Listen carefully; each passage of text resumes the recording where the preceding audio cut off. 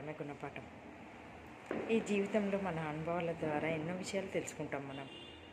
ఆ తెలుసుకున్న విషయాలతో మనం ఇంకోసారి జాగ్రత్తగా ముందుకు వెళ్తూ ఉండాలి. ఎందుకంటే ఒకసారి జరిగిన సంఘటనలు మనకు ఏవైనా బాధ కలిగే సంఘటనలు తిరిగి జరగకుండా చూసుకోవాలి.